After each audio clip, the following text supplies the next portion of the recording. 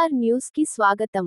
కష్టపడి పనిచేసిన కార్యకర్తలకు నాయకులకు తెలుగుదేశం పార్టీ సముచిత స్థానం కల్పిస్తుందని చంద్రబాబు నాయుడు గారు చెప్పిన వాగ్దానం ఏజెన్సీ ప్రాంతమైన పోలవరం నియోజకవర్గంలో సీనియర్ నాయకులను గుర్తించి నామినేటెడ్ పోస్టులు ఇవ్వాలని తెలుగుదేశం పార్టీ సీనియర్ నాయకులు అక్కిశెట్టి బలరామ కృష్ణ అన్నారు. ఆదివారం సాయంత్రం లక్ష్మీపురంలో మీడియాతో మాట్లాడారు. ముందుగా ఎన్టీఆర్ చిత్రపటానికి పార్టీ నాయకులు మూర్తి గంగిరెడ్డి తదితరులతో కలిసి పూలమాలలు వేసి నివాళులర్పించారు. టీడీపీ తెలుగుదేశం నాయకులకు, పెద్దలకు, మీడియా మిత్రులకు నా నమస్కారాలు.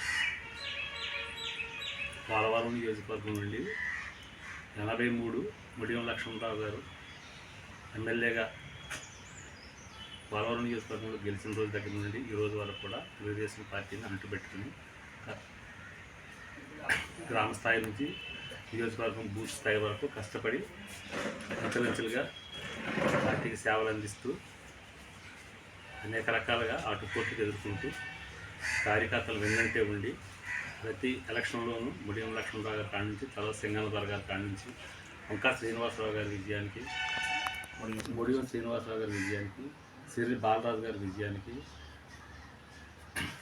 కష్టపడి పనిచేసి గెలిపించి జడ్పీటీసీలు, జీలిమిల్ జడ్పీటీసీలు, ఎంపీటీసీలు, సర్పంచులు అందరినీ కష్టపడి గెలిపించి పార్టీని ఎప్పుడు కూడా కష్టకాలంలో పార్టీకి అండగా ఉంటూ సేవలు చేస్తూ వచ్చాం. 2014లో నేను స్టేట్ కమిటీలో ఫుడ్ కమిషన్ మెంబర్గా అప్లై చేసుకుని పార్టీ హైకమాండ్ దృష్టిలో పెట్టి అప్పుడు మాగంటి బాబు గారు, అందరితోటి కూడా మన ఎమ్మెల్యే గారిని కూడా తీసుకెళ్ళి ఆశించాం.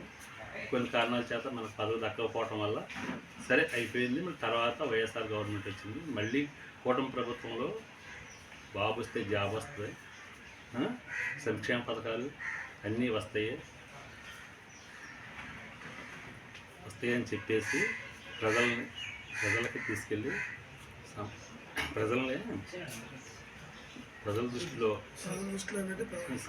మేనిఫెస్టో సూపర్ 6 పథకాలను అందిస్తూ గ్రామాల్లో తిరిగి అందరికీ చెప్పి బాబు వస్తే జాబ్ వస్తుందని చెప్పేసి ప్రజలందరికీ కూడా చెప్పి అదేవిధంగా మొత్తం కష్టపడి ఈ పోలవరం నియోజకవర్గంలో 4 మండలాలు వేలేరుపాడు, కుకునూరు, జీలుగుమెల్లి, టీనర్సాపురం మండలాల్లో అనేక సందర్భాల్లో అందరి పెద్దలను కలుపుకుంటూ పార్టీ ముందుండి కష్టపడి పోరాడి విజయం తీసుకొచ్చి ఎంపీ గారికి, ఎమ్మెల్యే గారికి కృషి చేసి పార్టీని గెలిపించి పార్టీ గెలిచిన తర్వాత సుమారు 5,000 ఓట్ల మెజార్టీతో గెలిపిస్తానని చెప్పేసి పార్టీ రాష్ట్ర కార్యాలయంలో వెళ్ళి మంగళగిరిలో చెప్పి వరలరామయ్య గారికి, దేవినేని ఉమా గారికి చెప్పి పార్టీ పెద్దలందరికీ చెప్పి 5,000 సుమారు తగ్గకుండా పోలవరం ఎమ్మెల్యే గారు గెలుస్తాడని చెప్పాం. అదే ప్రకారం గెలిపించి కష్టపడి వాళ్ళ అధికారంలో కూర్చోబెట్టి చంద్రబాబు నాయుడు గారు ఉన్నంత అండతో బాబు గారి పరిపాలన బాగుంది. వచ్చిన కాడి నుంచి రోడ్లు బాగుపడి ప్రాజెక్ట్ పోలవరం కళ సాకారం, అమరావతి పోలవరం కూడా చేస్తారని నమ్మకంతో పూర్తి విశ్వాసంతో కేంద్రం సాయం పెట్టుకుని కూటమి ప్రభుత్వం, పవన్ కళ్యాణ్ గారు, లోకేష్ గారు, చంద్రబాబు నాయుడు గారు అభివృద్ధి సంక్షేమం రెండు కళ్ళతో చూసుకుంటూ వెళ్తున్నారు. దాన్ని దృష్టిలో పెట్టుకుని పార్టీలో పెద్దలందరికీ కూడా మా వినియోగించుకున్నాం, మన దరఖాస్తు చేసుకుని ఉన్నాం. పోలవరం నియోజకవర్గం ఎస్టీ కాబట్టి ఉండటం వల్ల జీలుగుమెల్లి, బుట్టాయిగూడెం ఈ 2 మండలాల్లో ఏ అవకాశాలు ఓసీకి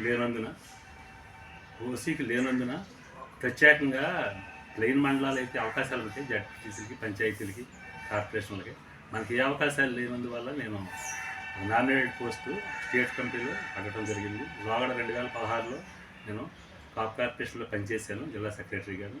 జంగారెడ్డిలో 10,000 మందితో మీటింగ్ పెట్టాము. అప్పుడు రామాంజలి గారితో కూడా పనిచేసాం. జవహర్ గారు అందరూ టచ్లో ఉండేవాళ్ళు. లోగడ జవహర్ గారు, మాగంటి బాబు గారు అందరూ కూడా, దేవినేనమ్మ గారు.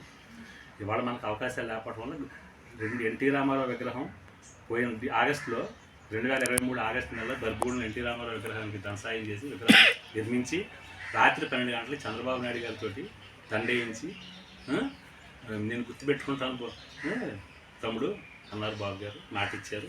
లోగడ 2014లో మాటిచ్చారు, ఇప్పుడు మాటిచ్చారు. నాకు న్యాయం చేస్తారని కోరుకుంటున్నాను.